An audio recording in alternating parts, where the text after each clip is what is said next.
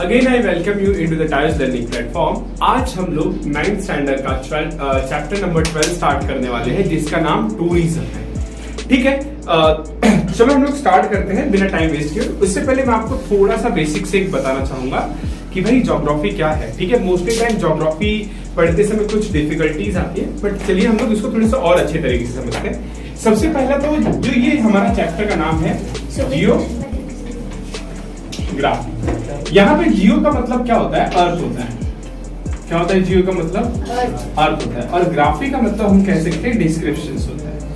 क्या होता है इसका मतलब? डिस्क्रिप्शंस होता है। मतलब जब भी हम ज्योग्राफी पढ़ते हैं तो हम लोग किसके बारे में रहते हैं? अर्थ के डिस्क्रिप्शंस के बारे में पढ़ रहे होते हैं, अर्थ के इंफॉर्मेशन के बारे में पढ़ रहे होते हैं, अर्थ की जानकारी पढ़ रहे होते हैं, स्टडी कर रहे होते हैं अर्थ का।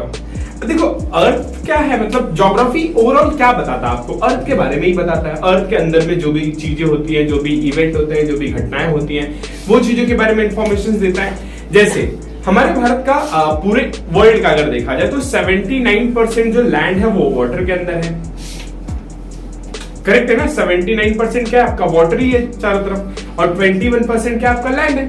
अगर आप पूरे वाटर की बात करें तो 79 अगर मैं बात करता हूं, for example this is your earth, तो इसका ऑलमोस्ट जो हिस्सा है, ठीक है, ऐसे में मान लो ये जो पूरा का पूरा हिस्सा है ये किसके अंदर है? ये ऑब्वियसली वाटर के अंदर है, जो कि कितना होगा आपका? 79% होगा।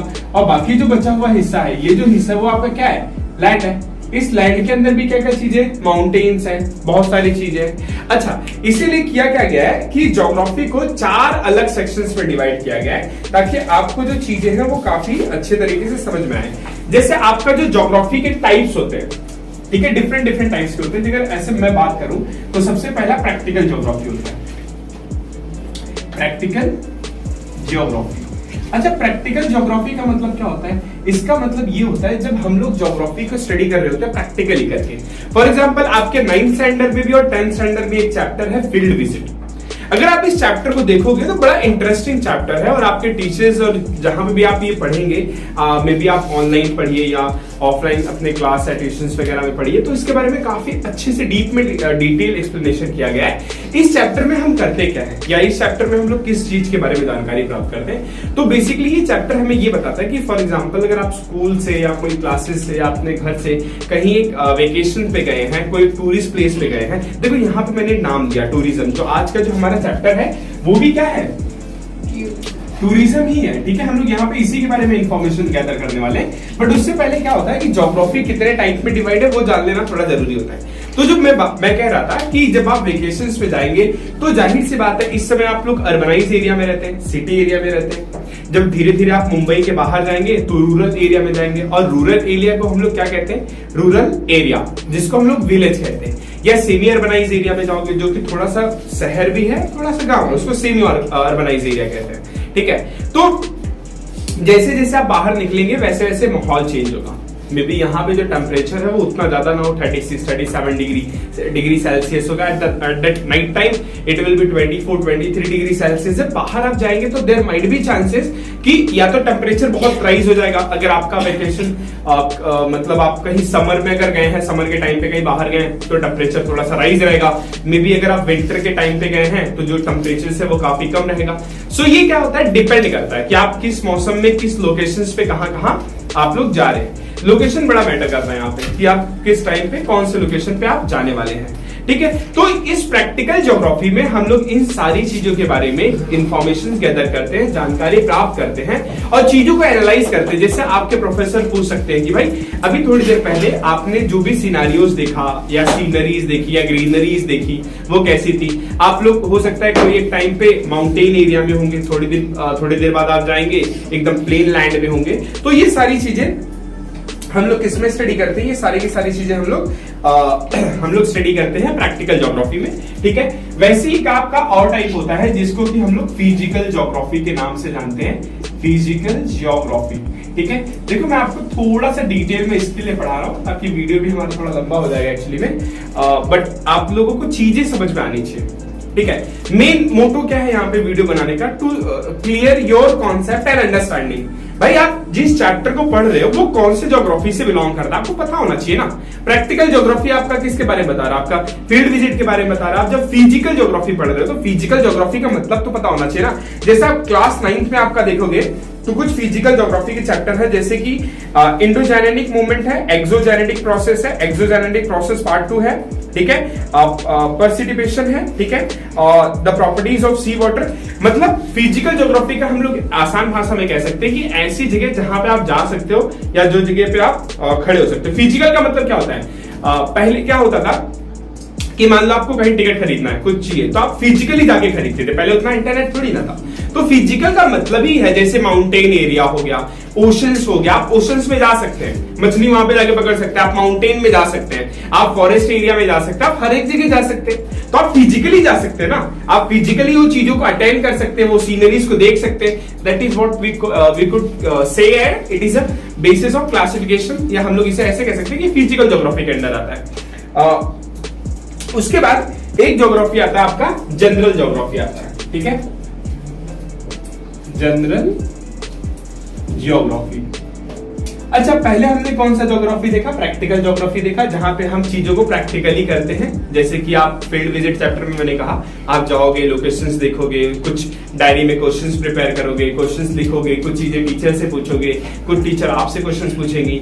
दूसरा हमारा कौन सा टाइप था, फिजिकल ज्योग्राफी था, जहां पे फिजिकल ज्योग्राफी जैसे ओशंस हो गए, माउंटेन हो गया, फॉरेस्ट एरिया हो गया, लैंड हो गया, डिफरेंट डिफरेंट केव्स हो गए, वहां पे जा सकते हैं। अब यहाँ पे हम लोग बोल रहे हैं जनरल ज्योग्राफी के बारे में। जनरल ज्योग्राफी बेसिकली आप ऐसे समझिए, जब कभी भी आप लोकेशन के बारे में पढ़ेंगे, location, time, international time, timeline, हमारे अर्थ पे डिफरेंट डिफरेंट प्लेसेस पे अलग अलग कंट्रीज हैं, अलग। अच्छा आप सोचिए 6 बजे मॉर्निंग हमारे इंडिया में नॉर्मली मॉर्निंग जो होती है वो 5:30 से लेके 7 o'clock के बीच में होती है हर एक जगह, मगर मैं पूरे इंडिया की बात करूं। आपको क्या लगता है पूरे वर्ल्ड में क्या सेम टाइमिंग होगा? अमेरिका में डिफरेंट टाइम होता है, इंडिया में जो है टाइम वो काफी डिफरेंट होता है, अलग अलग प्लेसेस पे टाइम अलग अलग डिवाइड है। एंड ये जो भी चीजें हैं या ऐसे जो भी टॉपिक हैं आपके किस में आते हैं, ऐसे सारे के सारे आपके टॉपिक आते हैं जनरल ज्योग्राफी के अंदर आते हैं, और इसी को हम लोग जनरल ज्योग्राफी कहते हैं। एक और इंपॉर्टेंट हम लोगों का सेक्शन है जिसे हम लोग ह्यूमन ज्योग्राफी कहते हैं, ह्यूमन ज्योग्राफी। देखिए जब आप ह्यूमन ज्योग्राफी के बारे में पढ़ते हैं, और पहली बात तो ये कि अगर चैप्टर का नाम ज्योग्राफी है, और ज्योग्राफी हमें क्या बताता है, अर्थ के बारे में, अर्थ के स्टडीज के बारे में, अर्थ के डिस्क्रिप्शंस के बारे में, ज्योग्राफी तो हमें ये सारी चीजें बताता है। तो ये ह्यूमन ज्योग्राफी क्यों आना, क्वेश्चन आता है, बहुत बड़ा क्वेश्चन हम लोगों के मन में भी उठता ही है कि ये एक ह्यूमन ज्योग्राफी भाई क्यों आना चाहिए, या ऐसा क्या कॉन्सेप्ट हो गया कि हम ह्यूमन ज्योग्राफी के बारे में पढ़ने लगे। तो आपको मैं एक बात बताना चाहूंगा, आपने कभी ये सोचा है कि हमारे कंट्री में कितनी महिलाएं हैं, कितने जेंट्स हैं, इनके बीच का रेशो क्या है? रेशो का मतलब क्या होता है मैं आपको समझाता हूं अच्छे से। मान लीजिए आपके क्लास में 100 बच्चे हैं, तो उस 100 बच्चों में से हो सकता है कि 40 गर्ल्स हो और 50 बॉयज हो, या मे बी 60 बॉयज हो और 40 गर्ल्स हो। तो 40 और 60 मतलब 4/6, या हम इसको 2/3 का रेशियो कह सकते हैं। तो ऐसा भी हो सकता है ना। अब ये भी हो सकता है कि भारत में कितनी ऐसी जगह है जहां पे लोग पॉपुलेटेड ज्यादा रहते हैं। अगर मैं मुंबई की बात कर रहा हूं, हम सब लोग मुंबई में रहते हैं, ठीक है। मुंबई की पॉपुलेशन अगर माना जाता है कि पूरे इंडिया में सबसे जो पॉपुलेटेड सिटीज में से एक है, मैं ये नहीं कह रहा हूं कि टॉप में ही है, मैं ये कह रहा हूं पॉपुलेटेड सिटीज में से जो एक है मुंबई को माना जाता है। तो आप सोचिए ना, अगर मैं 10 सिटीज के नाम लेता हूं, जैसे अगर मैंने आपसे ही कह दिया कि चलो हमें कुछ डेटा प्लॉट करना है, ठीक है, और डेटा को प्रिपेयर करना है, और मैंने कहा कि भाई मुंबई में कितने लोग रहते हैं, मतलब ऑब्वियसली करोड़ में ही रहते रहेंगे, ठीक है, 24-25 करोड़ में रहते रहेंगे, ठीक है। उसके बाद मैं आपसे कहता हूँ कि दिल्ली में कितने लोग रहते हैं, फिर मैं कहता हूँ आपसे जयपुर में कितने लोग रहते हैं, उसके बाद मैं कहता हूँ भाई गोवा में कितने, Goa is a state actually, it is not a city, but मान लो पंडित जी का हम लोग नाम ले लेते हैं, या फिर हम लोग लखनऊ का नाम ले लेते हैं। तो अगर हम सब लोगों का डेटा निकालेंगे, हम लोग बोलेंगे भाई स्टैटिस्टिक डेटा बनाओ। इसका स्टैटिस्टिक डेटा का मतलब क्या होता है, ग्राफ के जरिए, कुछ कैलकुलेशन के जरिए। तो हम लोग ये कह सकते हैं ना कि भाई मुंबई में लोगों की जनसंख्या जो है, पॉपुलेशन जो है वो काफी ज्यादा है, ठीक है। मे बी लखनऊ में उतना ना हो, मे बी दिल्ली में पॉपुलेशन ना ज्यादा हो, ठीक है, जयपुर में ज्यादा हो population. This is what factual data, मैं ऐसे ही बता रहा हूं, ठीक है, अंडरस्टैंडिंग के लिए। तो ये सारा चीजें, अब इसमें एक सवाल और उठता है कि भारत में ऐसा कौन सा क्षेत्र है या भारत में ऐसे कौन से स्टेट हैं जहां पे खेती कल्टीवेशन सबसे ज्यादा होता है। ये भी हो सकता है भारत में ऐसा कौन सी जगह है जहां पे खेती सबसे कम होती है। भारत में ऐसी कौन सी जगह है जहां पे इंडस्ट्री सबसे ज्यादा है, जैसे गुजरात का नाम, आप गुजरात का नाम देखिए तो खेती इंडस्ट्रियलिस्ट के जरिए या इंडस्ट्रीज के लिए काफी माना जाता है। महाराष्ट्र में कम माना जाता है। उत्तर प्रदेश में देखा जाए तो खेती वगैरह काफी होती है, कल्टीवेशन बहुत ज्यादा होता है, वो वहां का जो एरिया है वो ज्यादा अच्छा है। बट अगर मैं ये कहूं कि पूरे इंडिया में सबसे ज्यादा आलमंड की खेती या बादाम की या एप्पल की खेती कहां होती है, या एप्पल का ये कल्टीवेशन वगैरह सिंचाई वगैरह कहां होता है, तो आप तुरंत बोलोगे सर जम्मू एंड कश्मीर में होता है। तो हर एक एरिया का अपना डिफरेंट स्ट्रेटेजिक लोकेशन होता है, हर एक प्लेस का अपना स्ट्रेटेजिक पॉइंट ऑफ व्यू होता है।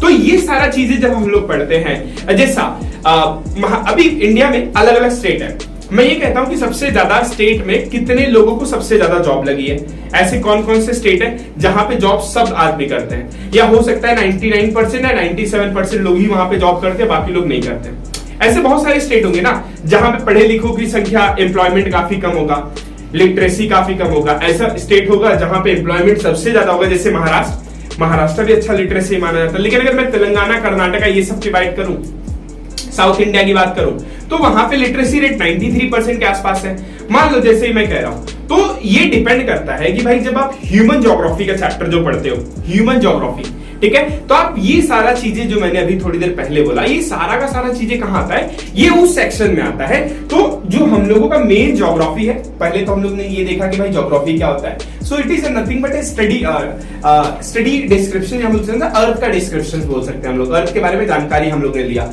अब जो ज्योग्राफी है वो 4 अलग अलग सेक्शंस पे डिवाइड है, जैसा फॉलोड हमने कहां से स्टार्ट किया, प्रैक्टिकल ज्योग्राफी पे, ठीक है। उसके बाद हम लोग ने कहां गए, फिजिकल ज्योग्राफी के पास गए, उसके बाद हम लोग गए जनरल ज्योग्राफी के पास गए, उसके बाद हम लोग ह्यूमन ज्योग्राफी के पास गए।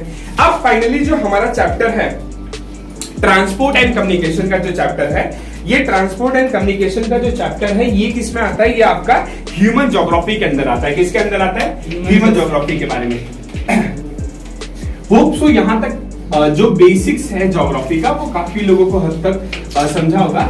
हम लोग कोशिश करेंगे कि कम से कम टाइम में ये चैप्टर आपका फिनिश कर सके, और प्लीज आप इसे ज्यादा से ज्यादा लोगों को शेयर करिए ताकि मैक्सिमम लोगों को ये फायदा हो सके, ठीक है। सो ट्रांसपोर्ट एंड कम्युनिकेशन,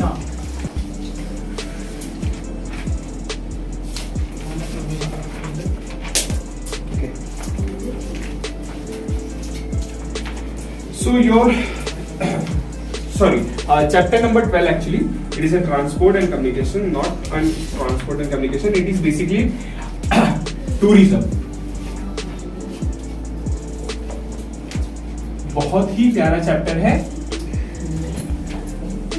मैं चैप्टर ठीक है, ये किसके बेस पे है, ये ह्यूमन ज्योग्राफी का सेक्शन, ठीक है, human geography, very good, yes. चलो मैं आपको ना एक बढ़िया सी कहानी सुनाता। टूरिज्म बहुत बहुत बढ़िया कहानी होगी। यहाँ पे मैं किसी को सेलेक्ट करूंगा, चलो किसी का नाम नहीं सेलेक्ट करता हूँ, ठीक है, चलो तन्नू, ठीक है, हम लोग एक नाम सेलेक्ट करते हैं। तो भाई तन्नू जो है हमारी क्लास 10th स्टैंडर्ड के 9th स्टैंडर्ड की स्टूडेंट है, ठीक है। ये कहानी हम लोग काफी डिटेल में पढ़ने वाले, पूरा एकदम डिटेल एनालिसिस करने वाले हैं ताकि हम लोग चीजों को काफी अच्छे से समझ सकें। और बिलीव मी, आपने अगर मेरी पूरी कहानी अच्छे से सुन ली बिना हंसे तो आपको टूरिज्म बहुत अच्छे से समझ में आने वाला है। मैं आपको गारंटी देता हूँ, लेकिन आपको ये मेरी कहानी सुनना पड़ेगा, ठीक है। चलो चालू तो करो। ये बात सही, audience are always excited to know more and more about it, the story is all about need to begin. चलो अच्छा, तो हुआ क्या कि भाई 9th स्टैंडर्ड चल रहा है, ठीक है, थैंक यू। तो 9th स्टैंडर्ड चल रहा है, तन्नू के मन में आया कि अब पढ़ाई लिखाई मेरे से तो नहीं होना है, अब मैं छोड़ दूंगी, ठीक है। इन्होंने क्या किया, पढ़ाई लिखाई को छोड़ दिया।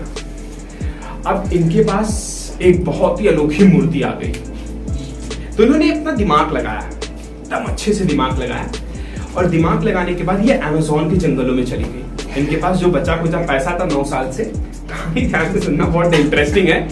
तो इनके पास जो बचा कुचा पैसा था, इन्होंने अब समझ गई कि मेरा पढ़ाई करके कुछ मतलब नहीं, इन्होंने समझ जाओ, किसी ने और नहीं, इनका दिमाग, इन्हें मिलियनर बनना है, बिलियनर बनना है, इनके कार फरारी सब सब चाहिए, इन्हीं को चाहिए। तो इन्होंने सोच लिया कि अब बस अब पढ़ाई मेरे से होगा नहीं, किताब उताब रख दिया बगल में और बढ़िया यहाँ से ट्रेन पकड़े और अमेजोन चले गए। भाई जो अमेजोन तो ट्रेन जाती ही नहीं, दिल्ली तक गई, यस दिल्ली तक गई, दिल्ली से फ्लाइट पकड़ के चली गई, ठीक है, यस। तो हुआ क्या आगे कि जब भी अमेजोन में पहुंची तो वहां पे सब आदिवासी थे, पत्ता वत्ता पहन के एकदम जिंगा लाला जिंगा लाला। तो भाई इन्हें अमेजोन की लैंग्वेज आती थी, जिंगा लाला जिंगा लाला जिंगा लाला। कहानी एकदम ध्यान से सुनिए, बहुत इंपॉर्टेंट इंटरेस्टिंग है। तो उन्होंने कुछ तो उनसे कहा और उनको उनकी बात समझ में भी आ गई।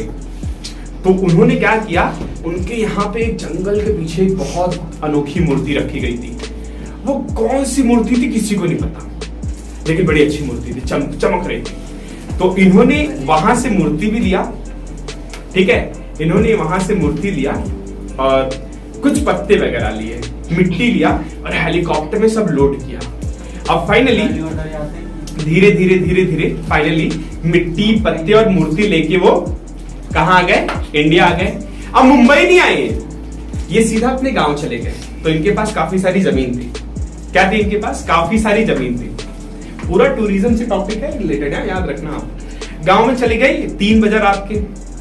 भाई इन्होंने अपने घर के पीछे बहुत बड़ा मैदान इन्हीं का था, खुदवाया, मिट्टी निकलवाया और सारा मिट्टी पत्ता और उसी के ऊपर इन्होंने मूर्ति डाल दिया। ठीक है, मूर्ति बड़ी इंटरेस्टिंग है, कौन सी किसी को नहीं पता अभी तक। अब भाई मिट्टी ढक गई। क्या किया उन्होंने? मिट्टी को वहां से ढक दिया, धीरे धीरे पूरी मिट्टी। अब 2-4 महीना ऐसे ही थी गांव में, किसी को कोई शक नहीं है। पता चला अन्नू यहां से कहां से आ गई है, मुंबई से आ गई है। लग रहा पढ़ाई वढ़ाई छोड़ दी। ठीक है, तनु नाम इनका तनु है, मैं अन्नू बोल रहा हूँ, पता नहीं क्यों अन्नू का नाम, यस तनु का नाम। ठीक है, तो अब हुआ क्या कि 2 महीने बाद तनु ने ऐलान किया कि मैं अपने घर के पीछे एक और बड़ा सा घर बनाऊंगी। पूरे गांव में हल्ला, सबको चाय पकौड़ा नाश्ता। और गांव वाले क्या, किसी को तो कुछ रहता नहीं, चाय नाश्ता मिले तो सब अपना घर तो वैसे ही छोड़ देते। सब जो गांव के जो बुजुर्ग लोग हैं तुरंत पहुंच गए। गांव के जितने भी बुजुर्ग हैं तन्नू के घर के पीछे पहुंच गए। बढ़िया चाय पकौड़ा वो सब चलता रहता है ना, सब गुटखा उटका खाते जो भी है, whatever it is, I don't know. ठीक है, कुछ तो बोलते हैं उसे, ऐसे कट कट कट छोड़ते रहते हैं। अब आगे भाई खुदाई चालू हुई। अब होता है ना घर की, वो जब पीछे घर बना दे तो पूजा वूजा होती है, सब धीरे धीरे। अब वैसे ही जैसे ही और अंदर वो लोग गए, और अंदर जैसे ही वो लोग गए वैसे ही मूर्ति की आवाज आई, कट। सब लोग सन। अब अन्नू तो यही चाहती थी कि ऐसे ही है। जैसे ही मूर्ति निकला, अरे मेरे घर के पीछे मूर्ति है, जोर से एकदम मेरे घर के पीछे मूर्ति है। अब भाई सब लोग तो नाश्ता कर रहे थे, कोई चाय किसी का गिरा, किसी का पकौड़ा गिरा, हाँ किसी की जलेबी दब गई, हल्ला मच गया, तुरंत मीडिया वाले फैल गई। तनु ने क्या किया था, सब लोगों को लाइव करवा दिया, Facebook live, Instagram live, YouTube live, YouTuber को बुला के सब एकदम हल्ला मचा दिया। पूरे गांव में हल्ला, पूरे चारों तरफ एकदम हंगामा मच गया। भाई जमीन से मूर्ति निकली, मूर्ति निकली, मूर्ति निकली, अरे भाई साहब एकदम मतलब हल्ला मच गया चारों तरफ। अब तनु को पता था ये बात, ये तो इनका षड्यंत्र है, सब चाल है, अमीर बनने का चाल है ये। इन्होंने अपने चाचा चाची मामा मामी सबको फोन लगाया, किसी को चप्पल की दुकान, किसी को फूल की दुकान, किसी को आरती की दुकान, किसी को रेस्टोरेंट की दुकान, पूरा छोला समोसा चाट एकदम। बताओ क्यों? जब कोई भाई मूर्ति को देखने आएगा तो भूखा जाएगा क्या? बढ़िया चाट वाला cut cut cut cut cut cut cut cut cut cut एकदम बना रहा है, चाट खा लिए। अब भाई कोई और दूर से आएगा तो जूता चप्पल नहीं खरीदेगा, बच्चे वहां से आएंगे तो खिलौने नहीं खरीदेंगे। आप इतने दूर से आओगे तो तन्नू के यहाँ का सॉल नहीं खरीद के लेके जाओगे, जैकेट नहीं खरीद के लेके जाओगे, चप्पल कहीं नहीं उतारोगे, गाड़ी कहीं पार्किंग नहीं करोगे, कोई होटल में नहीं रुकोगे, कहीं मूवी नहीं देखोगे। कैसे नहीं देखोगे? पैसा ही नहीं है, सिर्फ मंदिर देखने आए। चलो अब धीरे धीरे भाई 3-4 दिन बाद इन्होंने ऐलान कर दिया कि यहाँ बहुत बड़ा महल टाइप का बनेगा इस मूर्ति को रखने के लिए। चारों तरफ पूरे इंडिया में फेमस, यस, चारों तरफ बन गया, पूरा इनका ताजमहल खड़ा हो गया। क्यों? जितने भी मंत्री थे, जितने भी लोग थे, जो भी लोग थे, सब लोग ने पैसा दे दिया, डोनेट कर दिया। अब पैसा डोनेट कर दिया तो पूरे के पूरे गांव की तरफ इन्होंने क्या किया, स्कूल खुलवा दिया। सोचो एक मूर्ति से इन्होंने क्या क्या कर दिया। अब स्कूल खुलवा दिया तो गवर्नमेंट से इजाजत ले ली और हॉस्पिटल भी खुल गया। अब वहीं पे बाहर के जितने अमीर लोग थे उन लोगों ने आके बड़ी बड़ी शॉप खोल दी, KFC खोल दिया, मैकडोनल्ड्स, किंग बर्गर, पिज्जा, सब फ्रैंकी की दुकान। इंसान नहीं खा पाया। Yes yes. तो धीरे धीरे सोचो उन्होंने एकदम स्पॉट बना दिया कि अब भाई पूरे इंडिया में किसी को घूमना हो तो तनु के यहाँ पे एक बढ़िया सा जगह है जहां पे इनको घूमने मिलेगा। अच्छा बड़े बड़े रेस्टोरेंट, होटल, हर होटल के बाहर स्विमिंग पूल। सोचो गांव में जहां पानी नहीं आता था जमीन से वहां आज स्विमिंग पूल बन गया। जैसे दुबई, भाई दुबई वाले अगर रेत में चीजें बना सकते हैं तो तनु तो कुछ भी कर सकती है। तनु के पास पैसा ही पैसा, इधर से पैसा उधर से पैसा, पता नहीं कहां से पैसा आया। अब इनका गांव नहीं रह गया। स्टेट गवर्नमेंट ने घोषणा कर दी कि जो तनु का गांव है एक टूरिस्ट स्पॉट है। क्या है वो कौन सा स्पॉट बन गया? Tourist spot. क्यों भाई टूरिस्ट स्पॉट बन गया? क्योंकि लोग अब पूरे इंडिया से घूमने आ रहे हैं इनके यहाँ पे। अच्छा एक बार क्या हुआ, नासा के एक आदमी ने कह दिया कि तनु ने झूठ बोला है, ऐसा तो कुछ है ही नहीं, वो मूर्ति ऐसे कैसे निकल गई। तो वहां से वैज्ञानिक आए नासा से रिसर्च करने। अब जहां पे मिट्टी खोदी गई थी उस मिट्टी का सैंपल लेके गए। अब जब वो टेस्ट कर रहे हैं तो ये इंडिया की मिट्टी ही नहीं दिखा रही। अब वो खुद कंफ्यूज हो गए। अच्छा जो पत्ता उसके साथ आया था वो भी इंडिया का नहीं लग रहा था, तो उन्होंने बोल दिया हाँ 2000 साल पहले। उनको क्या पता कि दिमाग वाली मिट्टी और पत्ता भी अमेज़न से उठा के लेके आई थी। सोचो कितनी दिमाग वाली तनु। पत्ता उतने दिन नहीं रहता ना।